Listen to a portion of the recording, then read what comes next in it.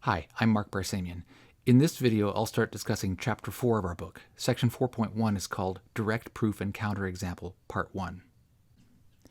In this section, we begin discussing how to build proofs.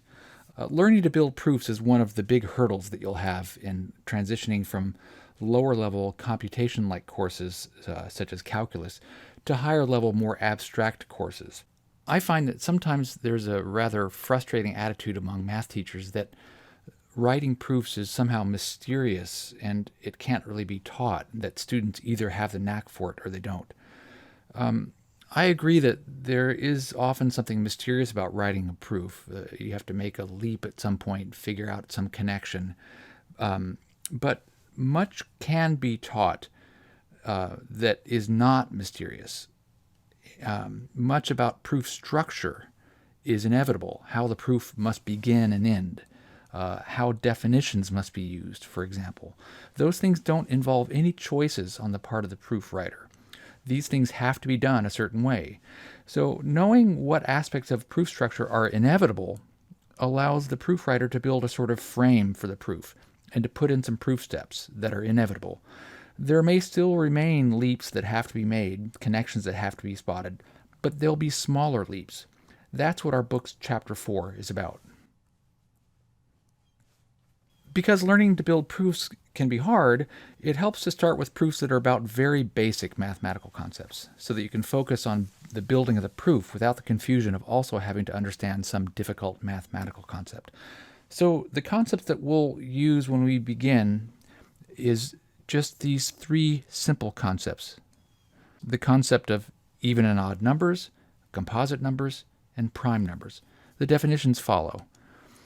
We say these words, n is even, to mean this existential statement. There exists an integer k such that n equals 2k. And we use the words n is odd to mean this existential statement.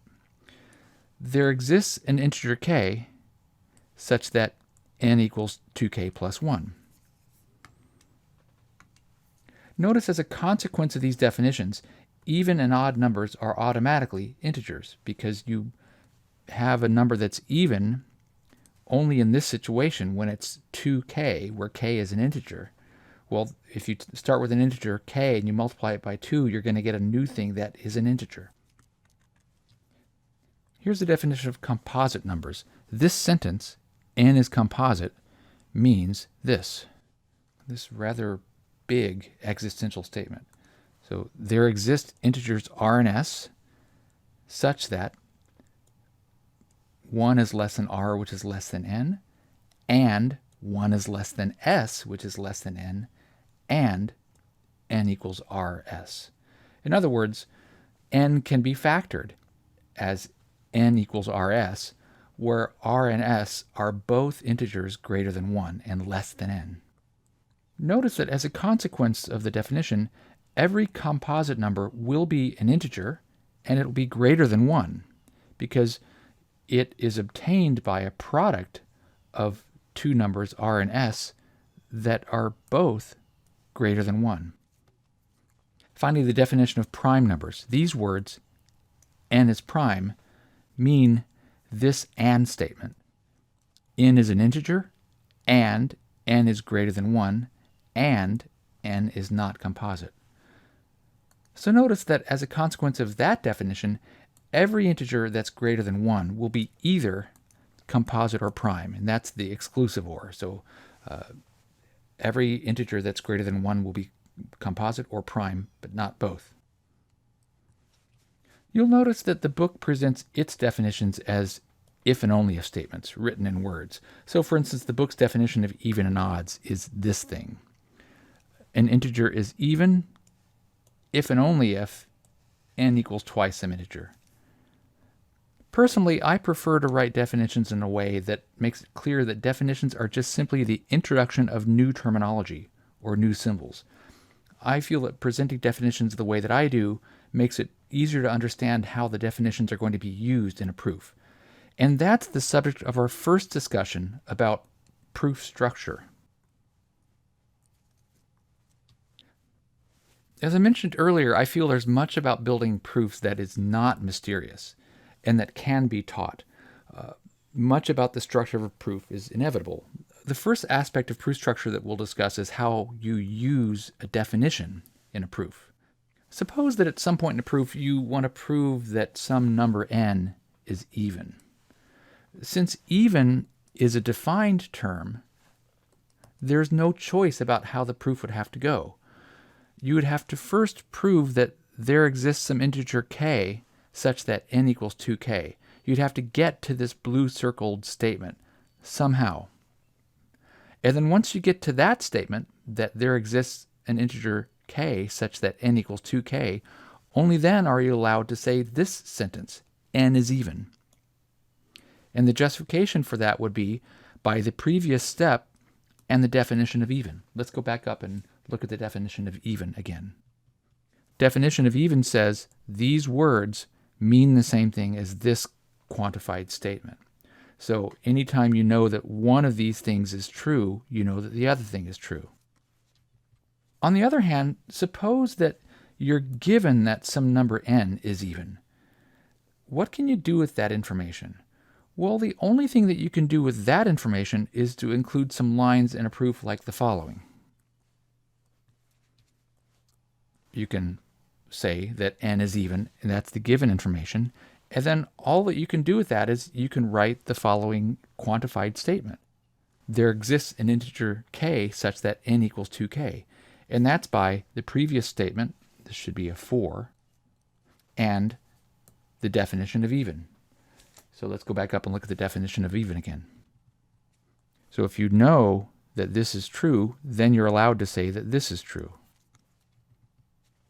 I'll often refer to this kind of use of a definition as unpacking the definition. That is, we've got some information that included words that were defined terms. These words. That's an abbreviated sort of sentence. We're told that n is even. And we unpacked that abbreviated sentence and wrote what it really means on the next line. This doesn't look like it's very much unpacked, but there are a lot more words in speaking this second sentence than there were in the first sentence. So these words, n is even, that's only 3 words. This statement is read, there exists an integer k such that n equals 2k. That's 11 words. So this existential statement is 11 words. In the original statement, using the defined word, is only 3 words. So we unpack that definition. We have this given information, and we write what it really means by using the definition of even numbers. Now, the previous use of the definition on the previous page, we went from that's 11 words, to this. That's 3 words. So we use the definition to go from this unabbreviated sentence to this new abbreviated sentence that uses the term even. So I'll call that packing up the definition. We went from this unabbreviated 11-word sentence to a more concise 3-word sentence that uses a defined term, even. So for example, exercise 4.1, number 3 from the book says, suppose that m and n are particular integers. Is 6m plus 8n even? Well, the idea is you have to guess whether you think it's even or not, and if you think it's even, figure out how you would prove it. Now, I think that it is even. So how do we prove that?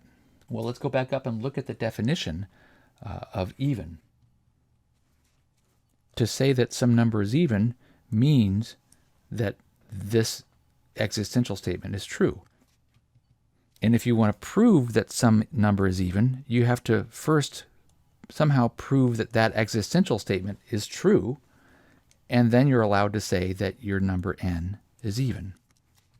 So we have to come up with a k that works.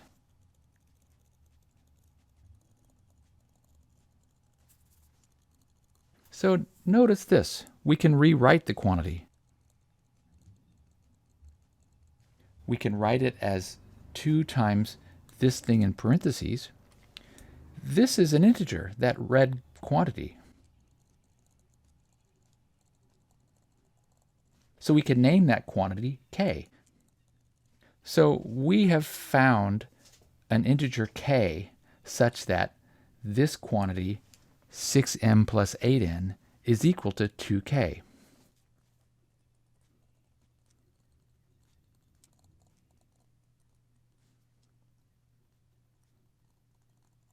There, so you see the structure of our justification, our little mini proof.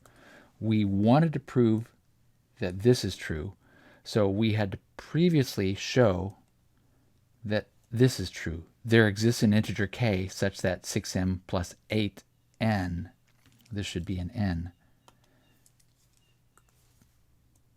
equals 2k. Once we have shown that this big green circled existential statement is true, then we are allowed to say that 6m plus 8n is even. Part B. Is this number odd? Well, let's go back up and look at the definition of odd. To say that a number is odd means that there exists some integer k such that the number n is equal to 2k plus 1.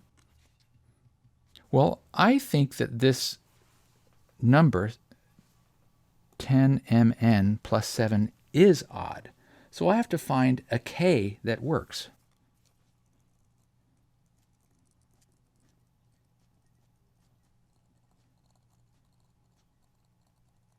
So let's do the same thing we did in the previous statement. Let's just start rewriting the original quantity.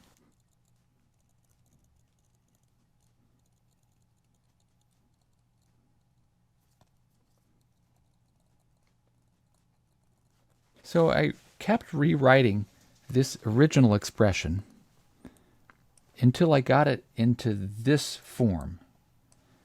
And then I could introduce my letter k.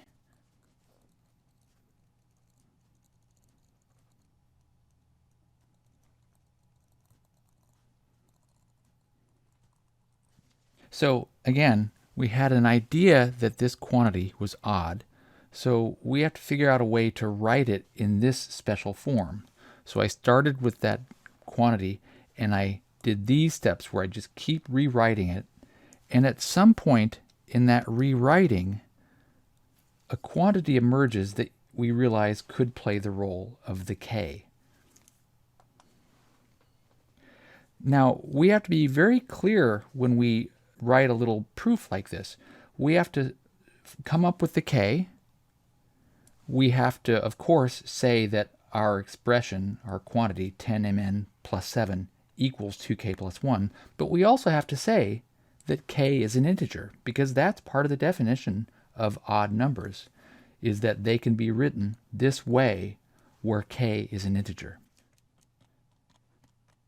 So notice that here we have an example of that great big existential statement. There exists an integer k such that 10mn plus 7 equals 2k plus 1. And then from there, we're able to pack up the definition and say that 10mn plus 7 is odd. So this green sentence, which is short because it uses a defined term, the word odd, that means the same thing as this great big existential statement that does not use the defined term odd. Finally, question C asks this: if m is greater than n, which is greater than 0, is m squared minus n squared composite? Well, let's recall what the definition of composite is. To say that a number is composite means that there are integers r and s that are each greater than 1 and less than n, and such that n is equal to the product of r times s. Well, let's go back down again and look at our expression. We want to know if this is always true. Well, let's think about some examples.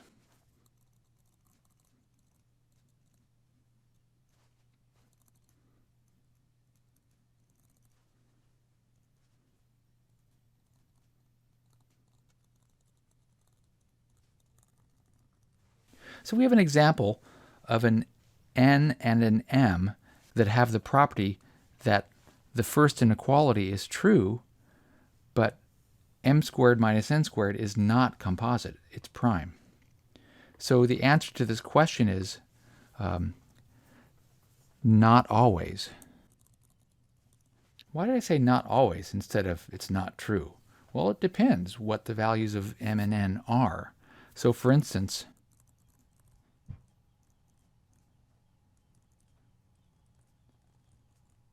if n is 2 and m is 5, then m squared minus n squared is equal to 21, which is composite. Now this problem is actually interesting because notice that you're supposed to be kind of duped by this. That's a difference of 2 squares. If you think of this expression as a difference of 2 squares, you might think, oh, it's going to be composite because it can always be written as a product of these two factors. But the thing is, those two factors, in order to be able to qualify as factors that would make this composite, those have to both be integers that are greater than 1. And in this example, those two factors are not both greater than 1. So when in the first example, when n was 1 and m was 2, then m squared minus n squared was the number 3. And it could be written as 3 equals 3 times 1, but that doesn't mean that it's composite because 1 doesn't qualify as a factor for a composite number. All right, that's the end of that example. The next thing I want to talk about is proving existential statements. We've discussed how there is no choice about how definitions must be used in proofs. Another aspect of proof structure that does not involve any choice is how you prove an existential statement. Remember that an existential statement says that an object, at least one, exists that has a certain property. There's only one way to prove this kind of statement. To prove an existential statement, you have to produce an example of an x in the domain that makes the predicate true. So, for example, exercise 4.1, number 8 says, prove this statement. There exists an integer n greater than 5 such that 2 to the n minus 1 is prime. Well, we have to come up with an example. Well, presumably this is a true statement, so there must be some example that works.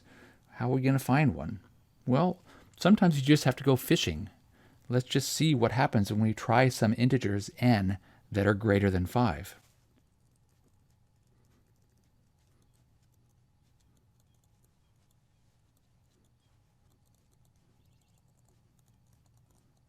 So for the first n that we try, the quantity 2n minus 1 is not prime. It can be factored. Let's try another value of n. Well, look, the number 127 is prime. So we have found an integer that is greater than 5 and such that 2n minus 1 is prime.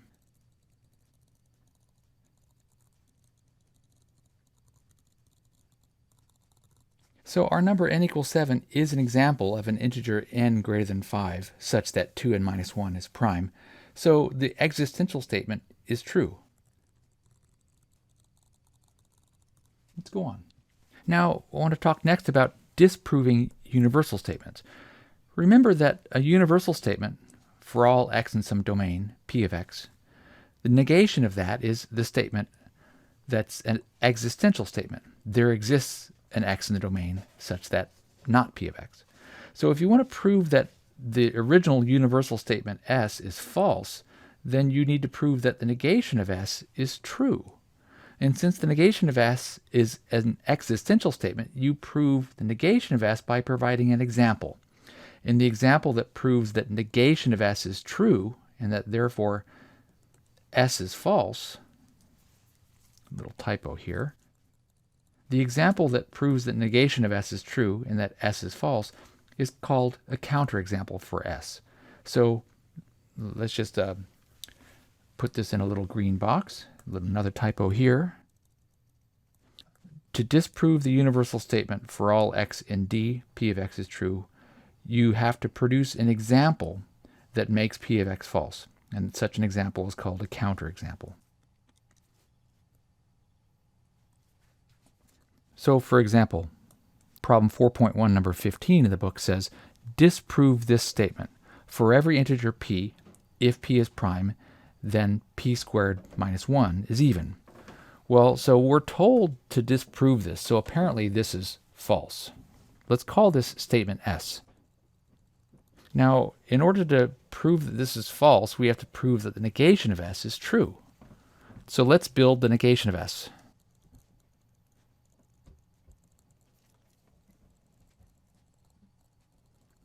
So there's our original statement S written in quantified form. That will make it easier to figure out how the negation should be written. So remember how we negate this. First of all, I'll put logical equivalent symbol here. So we're going to negate this by bringing the negation symbol over to the right one notch at a time. We move this to the right past that universal quantifier, and that will turn that universal quantifier into an existential quantifier.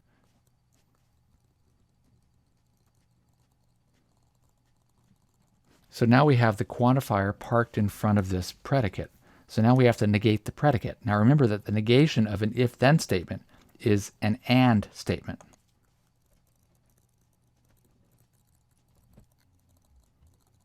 So the negation of a statement of the form if A then B is A and not B.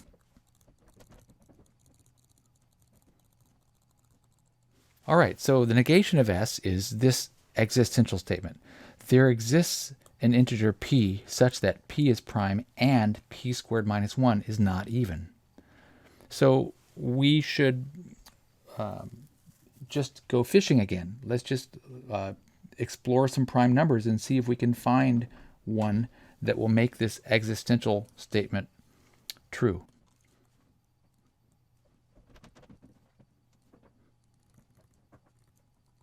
Well, look, the very first prime number that we tried has the property that p squared minus 1 is not even. So we've come up with an example that shows that negation S is true. So that's a counterexample that shows that S is false.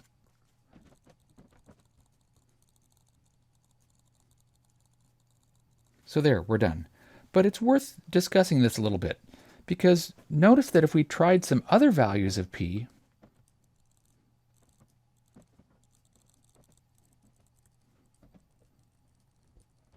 all these other values of p that we try that are prime numbers have the property that p squared minus 1 is even. But the original statement S said that for every integer p, if p is prime, then p squared minus 1 is even. If we want to prove that that's false, we just have to come up with an example that makes that predicate false. So this is our example. This is our counterexample. Let's go on. Now, I want to talk about proving universal statements by the method of exhaustion. When a domain set is a finite set, the universal statement for all x in the domain, p of x, can be proven by confirming that p of x is true for each element of the domain. This method is called the method of exhaustion. So for example, let D be this set, it's a finite set. We have to prove this statement. For all x in D, x squared is greater than or equal to x. Well, let's just make a table of all those x values and see if that inequality is true.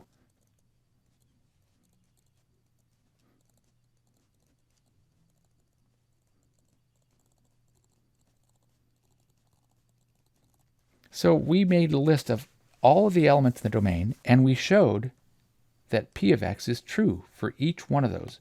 So we have shown that this statement is true by method of exhaustion.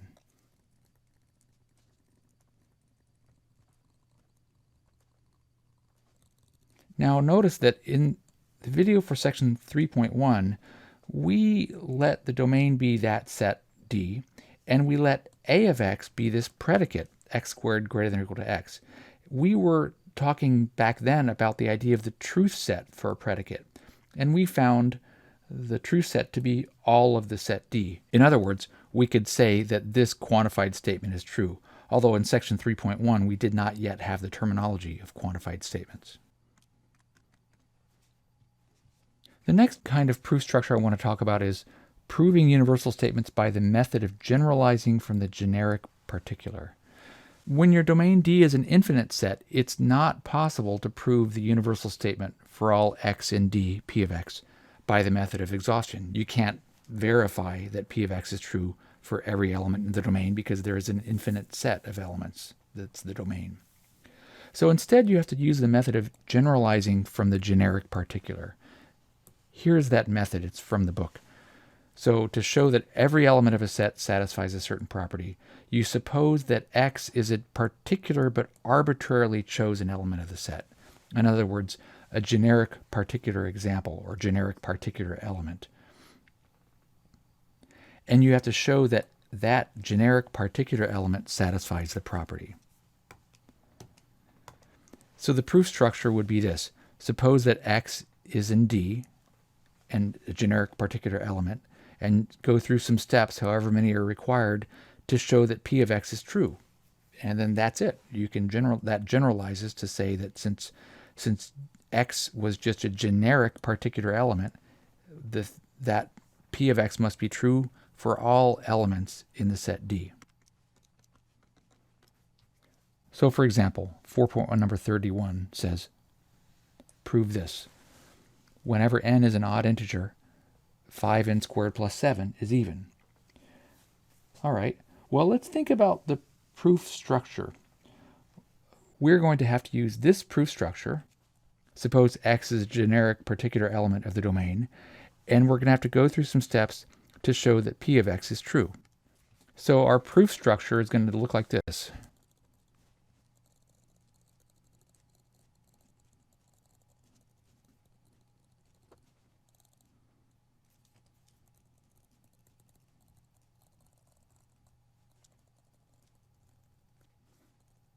So there's the proof structure from the method of generalizing from the generic particular.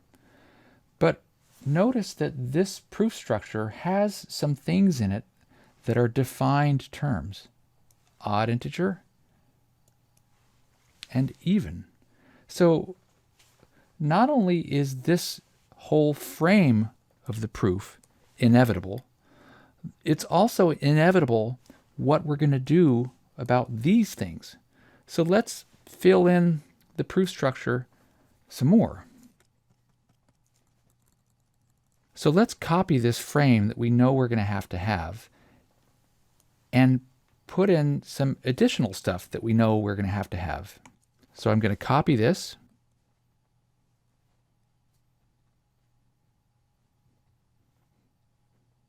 And let's add some more structure.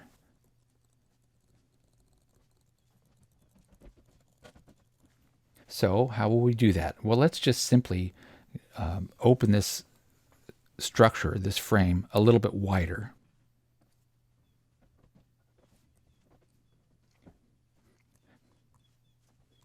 Okay, so that's our existing frame that we know has to look like that because this is the method of generalizing from the generic particular.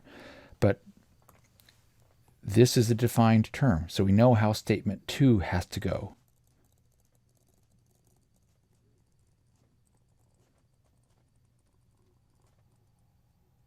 Statement 2 has to be the unpacking of this defined sentence. N is an odd integer means there exists an integer k such that n equals 2k plus 1. So we have no choice about statement 2. And let's look forward to the very end. We want to end with this statement, but that's a defined term, even. So we have to previously have proven what it really means to say that 5n squared plus 7 is even. So in other words, the previous statement is going to need to be this.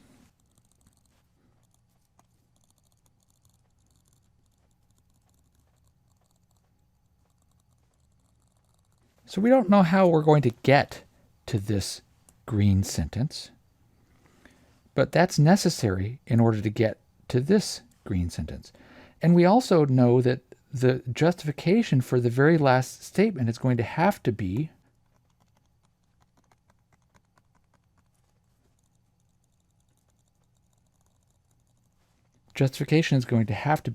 by the previous statement and the definition of even.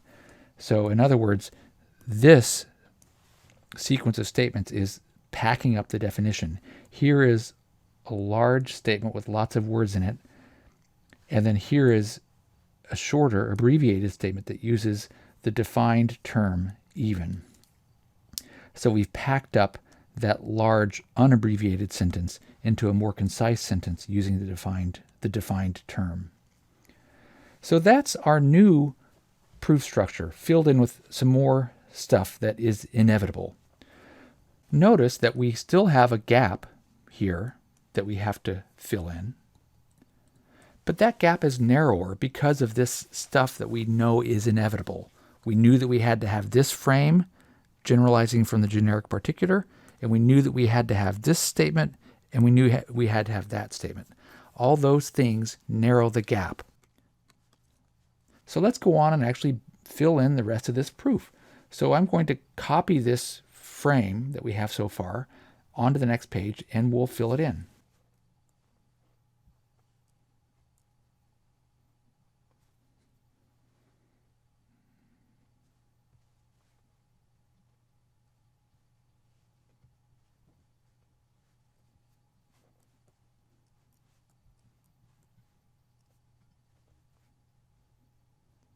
All right, there's our frame. Now, how do we bridge this gap? Well, let's look where we need to get to. We need to have this equation true. The left side of that equation is something that we actually have our hands on. We know how to build 5n squared plus 7. We don't have our integer m yet, but let's start by just building the left side of this equation that we need and see where it leads us.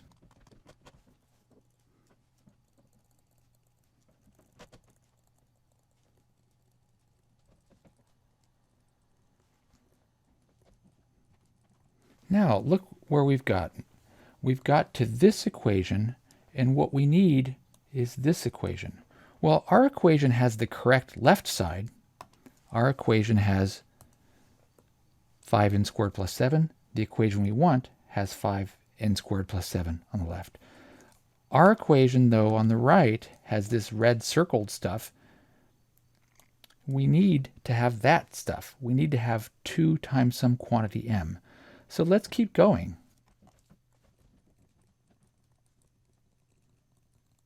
We knew that we needed to have 2m, so we can write our equation into a form that's very close to that. 2 times this stuff. Now let's introduce an m that is this stuff.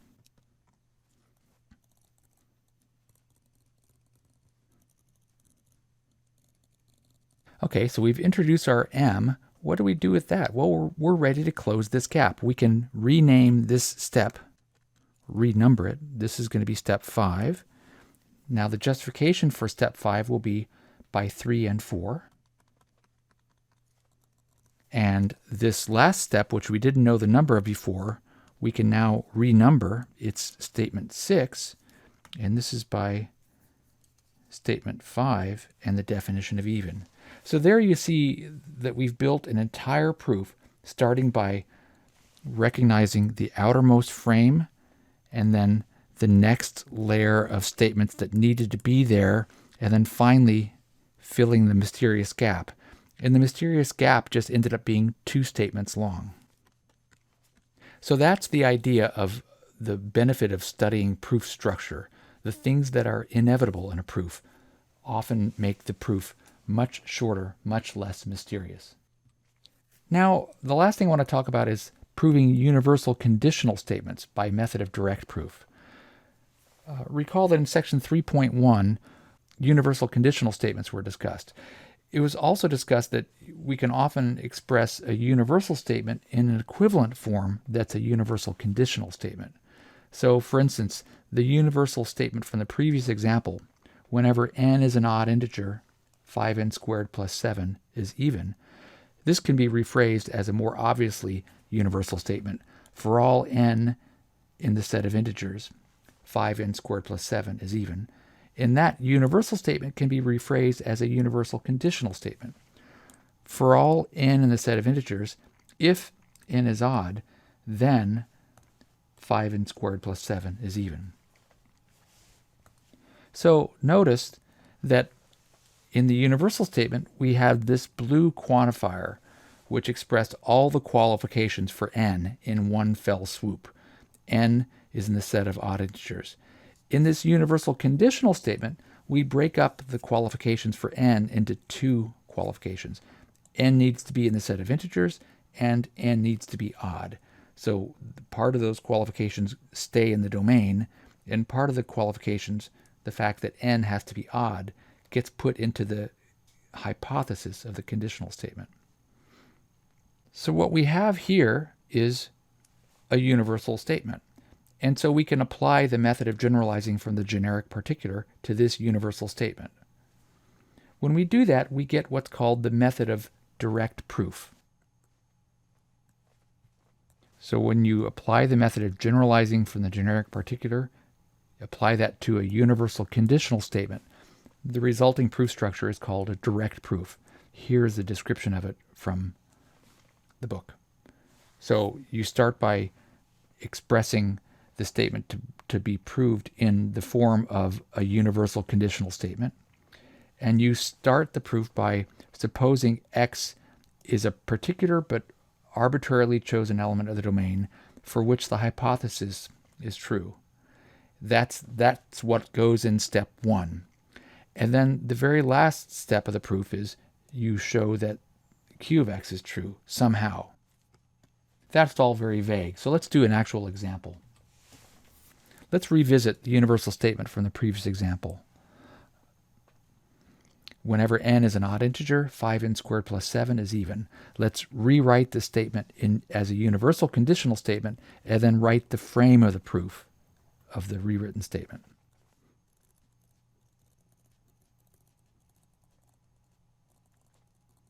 So there's the universal conditional statement that's equivalent to the original universal statement.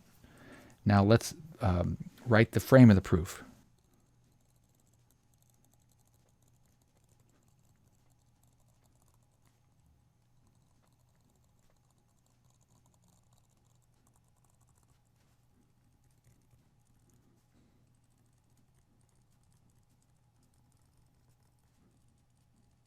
So there's the proof frame. It's very similar to the proof frame that we had before. It's just that I've phrased the first sentence a little bit differently. I've made it clear that there are two qualifications. N is an integer and n is odd. So that's a generic particular element of the domain that satisfies the hypothesis. So this proof frame would be filled in just as we filled in the very similar proof frame in example 5. For a not so familiar example, let's do one more. Consider this universal conditional statement. For every integer m, if m is greater than 1, then 0 is less than 1 over m, which is less than 1. So let's write the frame of the proof. That is, write the first statement of the proof and the last statement of the proof. That's question A. In question B, we'll fill in the details of the proof.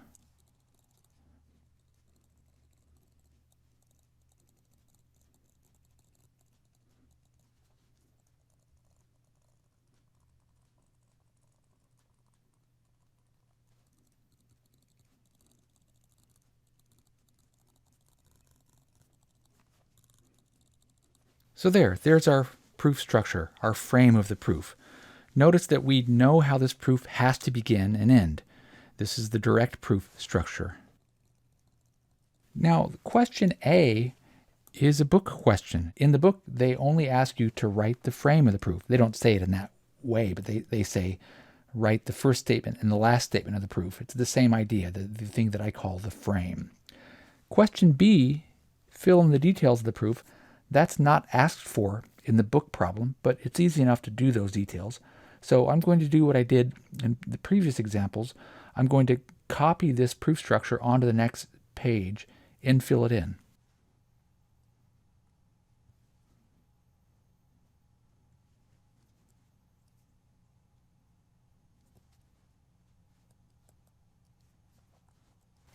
All right, there's our proof structure copied onto a new page, and we're going to fill it in.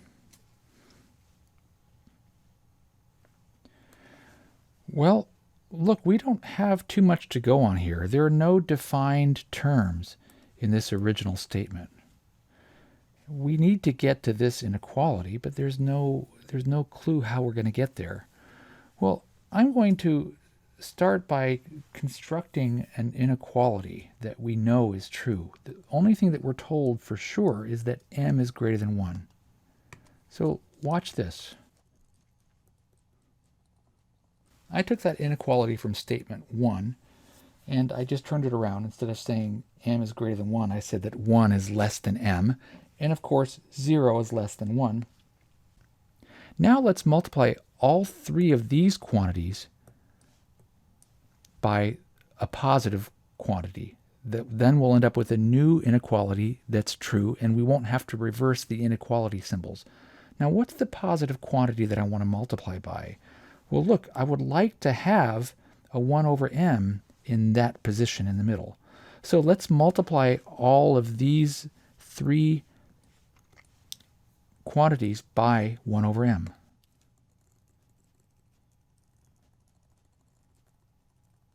When I do that, I'll get a new inequality. That new inequality is true. And so, oh look, we've bridged the gap. There is one thing that's subtle here. Canceling m over m. We use the fact that m is not 0, so we can cancel m over m.